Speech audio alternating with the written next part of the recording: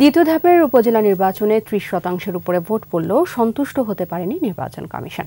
প্রধান নির্বাচন কমিশনার কাজী হাবিবুল আওয়াল বলেছেন, একটি রাজনৈতিক দল ভোট বর্জনের ডাক দেয় ভোটার উপস্থিতি কম হয়ে থাকতে পারে।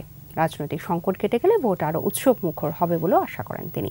শিউলি শবনমের প্রতিবেদন। ওয়ালটন ফ্রিজ কিনে অনেকের মতো আপনিও হয়ে যেতে পারেন মিলেনিয়াল। সেরা পণ্যের সেরা অফার।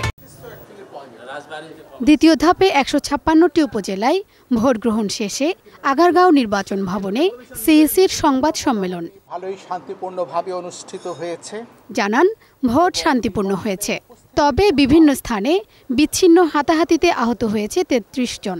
ভোট কেন্দ্রে অসুস্থ হয়ে মারা গেছে ২ জন। এর সাথে নির্বাচনী সহিংসতার কোনো সম্পর্ক নেই বলেও জানান সিইসি। আমাদের আইনশৃঙ্খলা বাহিনী খুব তৎপর ছিল, যেখানে অনিয়ম হয়েছে, অনাচার হয়েছে, ভোট কারচুপির চেষ্টা হয়েছে, সেখানে হস্তক্ষেপ করা হয়েছে। ২৫ জনকে গ্রেফতার করা হয়েছে, যারা বিভিন্ন অপকর্মে লিপ্ত হতে চেয়েছিলেন। দ্বিতীয় ধাপে ৩০% কিছু বেশি ভোট পড়লেও তা সন্তোষজনক নয় বলে মন্তব্য করেন সিইসি।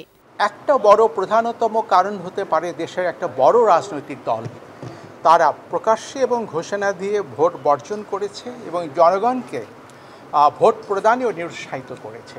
যে কোনো গণতান্ত্রিক দেশে ব্যবস্থায় এই ধরনের চেষ্টা হতে পারে, মানে পক্ষ বিপক্ষ থাকতে পারে। তো আমাদের ভোট নিয়ে কোনো সংকট নেই, সংকটটি হচ্ছে রাজনীতিতে।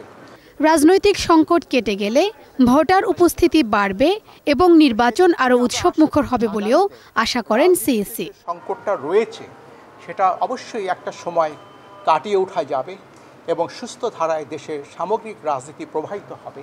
শিউলি শবনম, একুশে টেলিভিশন, ঢাকা।